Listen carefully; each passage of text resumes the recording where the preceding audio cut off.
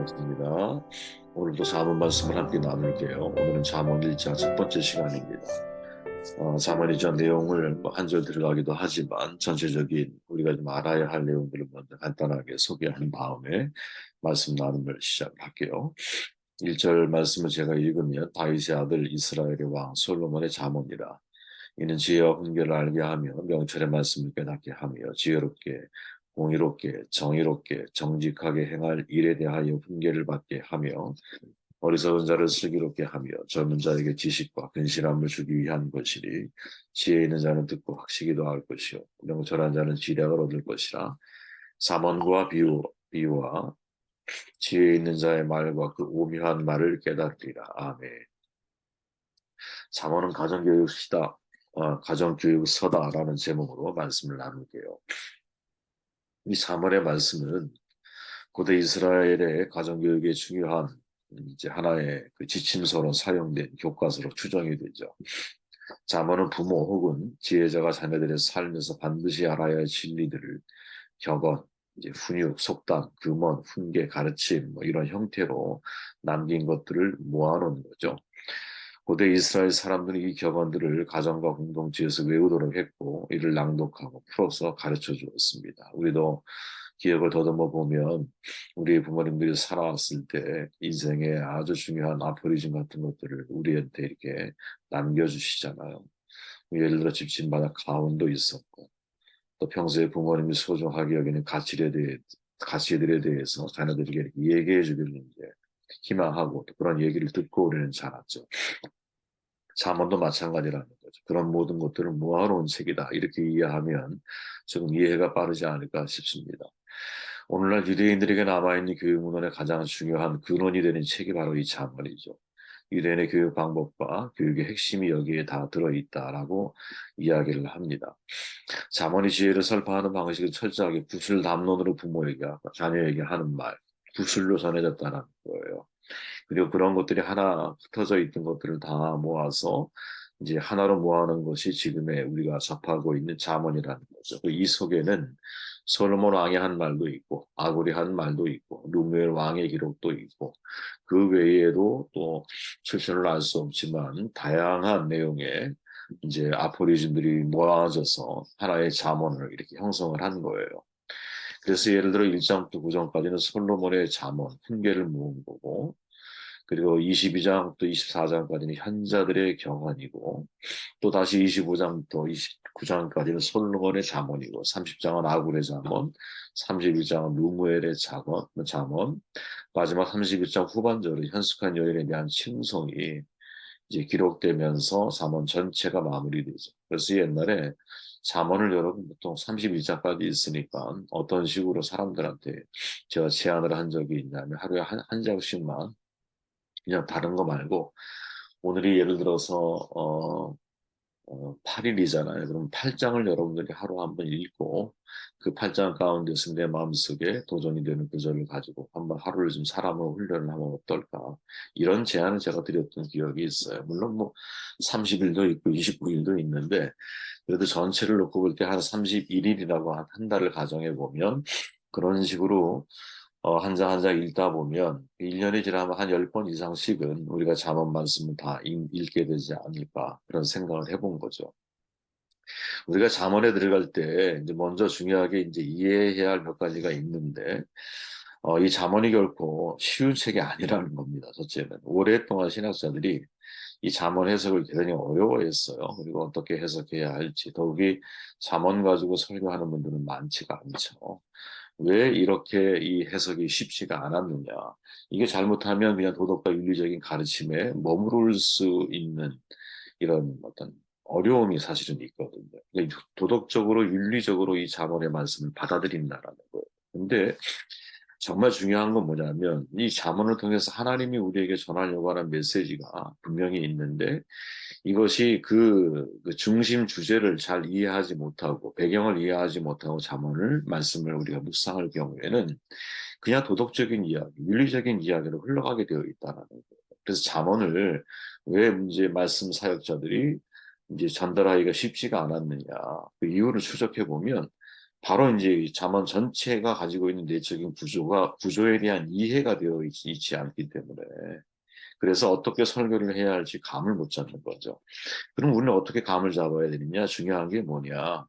잠언 1장부터 9장까지가 전체의 뼈대라는 거예요. 솔로몬의 잠언을 말하죠. 이 잠언 1장부터 9장까지 이 속에는 10개 정도의 가르침의 구조를 가지고 있거든요.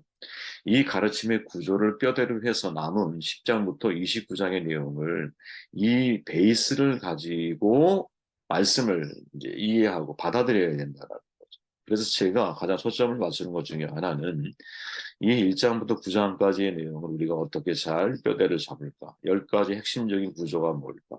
그 구조를 여러분과 제가 함께 나누는 시간을 갖도록 하고 뭐 이렇게 복잡한 걸 나눠요, 목사님. 이렇게 생각하지 마시고, 제가 늘 말씀드리잖아요, 여러분. 말씀을 전하되, 바른 말씀을 전해야 되거든요. 바른 말씀을 전하지 않으면 듣기는 좋은데, 그게 하나님의 말씀과는 무관한 확률이 대단히 높아요. 그게 가장 위험한 거거든요. 그죠? 가장 위험한 게 바로 그런 거예요. 도덕과 윤리적으로 바로 이해하는 거죠. 도덕적인 책으로 받아들이는 거예요. 그러면 안 되거든요. 이건 하나님이 우리에게 전달하려고 하는 진리의 뿌리를 두고 말씀을 해석을 해내야 되는데 그러려면 전체적인 구조를 우리가 잘 이해하고 사실은 나아가야 된다는 거죠. 예를 들어서 전체적인 잠언 이 지혜 담론이 추구하는 목적지가 뭐냐? 이거 여호와 경외거든. 하나님을 경외하는 삶을 살아가도록 만들려고 하는 거예요.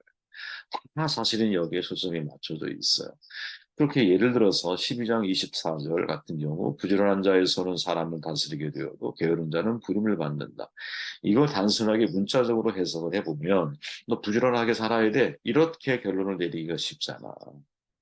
이 개별 격언들이거든요. 이게 10장부터 29장까지는 개별 격언이라고 그래요. 속담 모음집이야 쉽게 말하면. 그런데 이런 것들을 문자적으로만 해석을 하게 되면 여호와를 경외하는 것과 아무런 상관이 없잖아.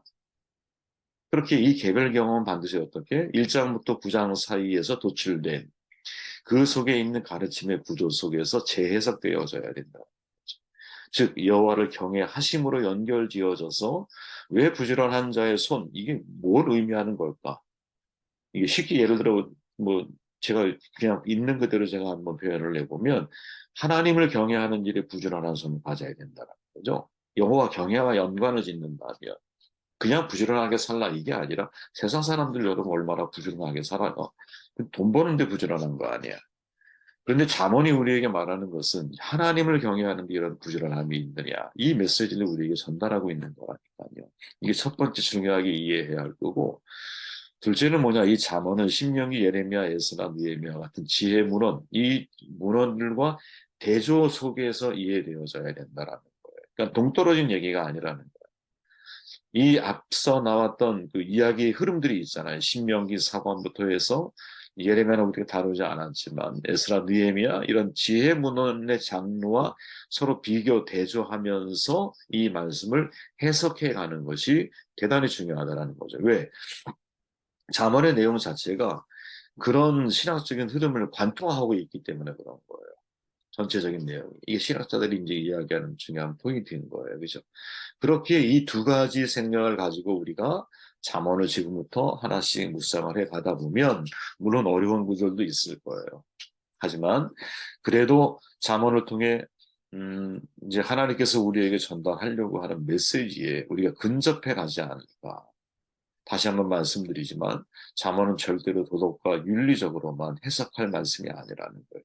중요하게 우리가 마음속에 전제해야 할 뼈대는 뭐냐? 야, 이거는 가정에 교육에 있어서 너무나 중요한 지침서이구나. 특별히 부모가 자녀를 교육하는 데 있어서 자녀 교육의 뼈대적인 핵심 진리가 이 잠언 속에 다 들어있다라는 거예요. 그런데 그 부모가 자녀를 가르치는 이 교육 속에 그 이면에 이보다 더 확장돼서 우리가 고민해야 할 게 뭐냐? 바로 그러한 구조 속에서 실은 여호와 경외하는 자리에까지 나아가게 만드는 하나의 비유인 거죠. 어떻게 보면. 그죠? 여기서 예를 들어 아들아 말하는 이 아들은 여러분 하나님이 우리를 아들라고 부르는 거죠. 그렇게 이해하고 받아들여야 되는 것이 무엇을 만약에 해야 한다 이렇게 이야기할 때 이것은 단순히 부모에 대한 순종을 넘어서서 하나님을 경외하는 마음으로 하나님 순종까지 나아가야 한다라는 이 가정과 부모와 자녀라고 하는 이 관계 속에서 하나님과 우리들의 관계를 상정하고 있는 것을 전제해서 여러분들이 이 말씀을 함께 나누어야 된다는 거예요. 우리 나중에 한번 또 진행해 가면서 말씀을 이제 정돈해 가 보도록 할게요. 이거 첫 번째 시간인데 우리가 2절부터 6절까지 말씀을 읽었잖아요. 중요한 내용이죠. 교육이 어디서 시작이 되느냐? 가정에서 시작이 된다. 다만 1장에서 2절, 6절은 여러분 유대의 가정에서 교육의 목적을 우리에게 설명해 주고 있는 거거든요. 그 목적을 하나하나 다 이제 나열해 주고 있죠. 첫째, 지혜와 훈계를 알게 한다. 지혜 호크마죠. 그리고 이어지는 훈계, 이 무살이라고 하는 히브리어인데 이 평행을 이루고 있어요. 지혜의 여러 가지 의미 가운데 호크마가 여기서 지칭되는 것은 뭐냐? 신적 지혜에 가까운 거거든요. 즉, 내가 하나님이 위로부터 임하는 지혜를 가지고 있는 사람은 그죠?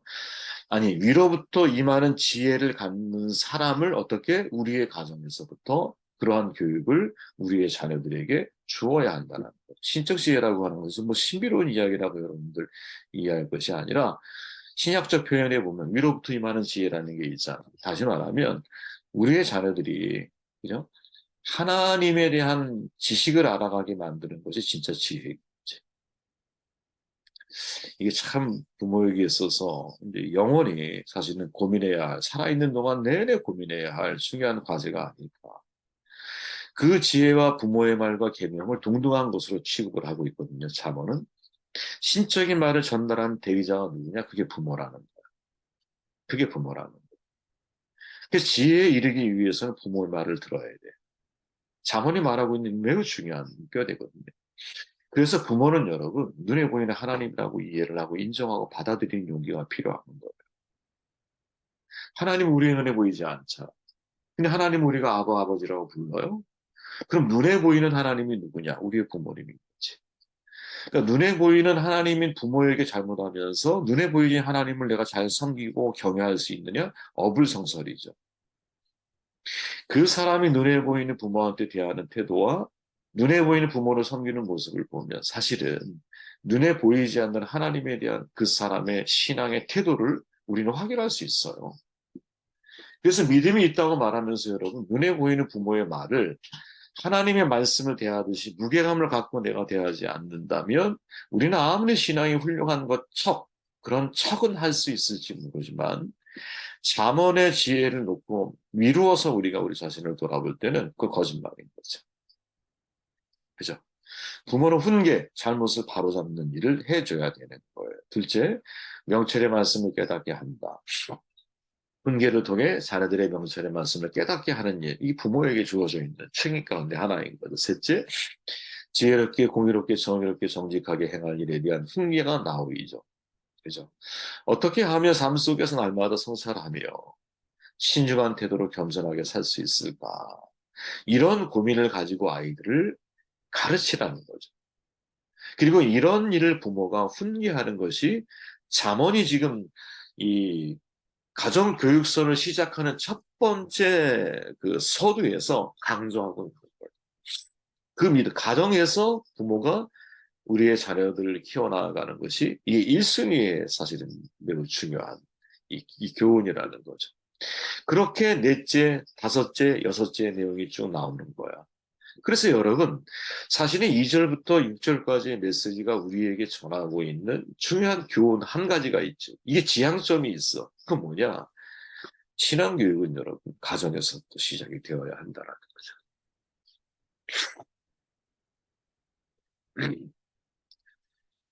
사실 한국에서, 그죠? 이제 가장 큰 이 신앙교육의 맹점이라고 할까요? 교회의 책임을 다 떠넘기는 거지. 물론 교육도 마찬가지잖아요. 여러분. 학교가 없는 시절에 가정에서 모든 교육이 다 전수가 됐죠. 그죠? 그런 학교라고 하는 시스템이 만들어지기 시작하면서 사회는 여러분 비교와 경쟁이라고 하는 문화로 치닫게 되거든요. 물론 학교에서 얻을 수 있는 집단 지성이라는 게 분명히 있죠. 동의합니다. 그러나 여러분, 진정한 교육은 여러분 학교에서 이루어지는 게 아니죠. 진정한 신앙 교육도 역시 학교에서 이루어지는 게 아니에요. 어디에서부터? 부모에게서부터 시작이 되어져야 되는 것이죠. 기독교 인성교육이 여러분 인간의 내면을 바르고 건강하고 가꾸고 올바른 습관을 길러줘야 돼. 그죠? 사람은 자신이 마음먹은 대로 행동하는데 반복된 좋은 행동, 좋은 습관들, 좋은 인성을 우리가 만들어줘야 하거든요. 그런데 그게 어디서 이루어지느냐? 사실은 사회에서 배우기도 하고 학교에서도 배우기도 하겠죠. 그러나 그보다 중요한 것은 밥상머리 교육이거든요.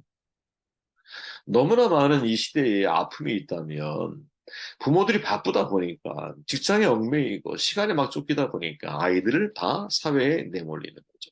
학교 끝나면 학원으로 보내고 부모와 자식 간에 서로 나눌 수 있는 교제의 시간이라고 하는 것이 너무나 부족한 시대를 우리는 살아가고 있어. 인성교육 여러분 개인의 문제가 아니라 사회 문제잖아요. 왜? 한 개인의 차원에서 끝나지 않기 때문에. 정말 중요하다고 사람들은 말을 하거든요. 지금처럼 지금 최근에 이제 더 포스트 모더니즘 시대가 되고 개인주의가 팽배화되면서 지금처럼 인성교육의 중요성이 대두되는 때가 어디 있습니까, 여러분? 여러분, 이거는 전 세계적으로 사실 이런 문제가 거론되고 있거든요. 인성이 곧 실력이다. 이런 말이 지금 나올 정도잖아요. 그런데 그 인성이 만들어지는 곳이 어디냐? 그게 가정이죠. 왜? 아이들은 어른의 거울이잖아. 그죠? 어른의 거울. 그 아이들의 모습 속에는 어른이 있는 거야. 그죠? 왜? 자녀가 부모를 통해 배웠기 때문에. 그죠? 자녀의 모습 속에 나의 모습 속에 있잖아요. 나의 모습이. 마크 홀마니슨 믿음은 가정에서 시작된다라는 책에서 아주 핵심 가치를 이야기하죠. 자녀의 믿음을 키우고 세워주는 가장 중요한 장소가 어디? 그게 가정이다. 이렇게 말을 하죠. 그런데 여기서 잊지 말아야 할 것은 뭐냐면 이 홀메인이 말하는 것 중에 이런 게 있어요. 믿음은 가르치는 것이 아니라 붙잡히는 것이다. 이 말을 우리가 참 마음속에 새겨야 되거든요. 우리의 가정에서 여러분 부모가 말로는 하나님을 말하고 말로는 여호와 경외를 말을 해. 그런데 그의 인생이 그죠? 여호와를 경외하는 일에 붙잡혀 있지 않으면 자녀는 신앙 전수가 안 이루어진다는 거예요. 저는 이 말에 100% 공감하거든요. 뭐 쉽게 말하면 같이 교회 생활해. 하나님도 말을 해. 뭐 예배도 가끔 드릴 수도 있어. 기도도 해. 그런데 그 부모가 살아가는 삶의 방식이 하나님의 방식이 아니라 세상의 방식대로 삶을 살아가고 있어. 그럼 자녀는 안 바뀐다는 거예요. 자녀는 안 바뀌는 거예요. 여러분 교회 교육이 왜 실패했습니까? 교회에서 왜 신앙 전수가 이루어지지 않았습니까? 부모가 교회에 보내고 나서 교회에서 신앙을 제대로 전수해 주기만을 기대하고 그죠? 부모로서의 책임을 다하지 못했기 때문에 신앙 전수에 실패하는 중요한 원인이 사실 그거잖아요. 일주일에 여러분 통계하게 보면 아이들이 일주일에 여러분 이제 하나님 말씀 접하거나 이제 이 무엇을 배울 수 있는 교회 안에서의 시간이 1시간에서 2시간이에요. 통계학적으로. 길어야 2시간이야. 거의 대부분 평균적으로는 1시간 정도 아이들이 일주일에 신앙교육에 노출이 되어져요. 그러면 나머지 시간은 어떻게 보낼까요? 나머지. 그걸 가정에서 보내는 거잖아요. 그런데 가정에서 우리 부모들이 신앙을 가르쳐주고 있느냐? 아니죠.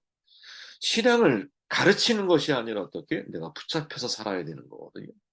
그래야 붙잡혀 살아가는 부모의 모습을 통해 자녀들이 하나님 앞에 붙잡힌 인생을 살아갈 확률이 높아지는 거죠. 저는 이 홀면의 이 말에 사실은 많은 고민을 하게 되었어요.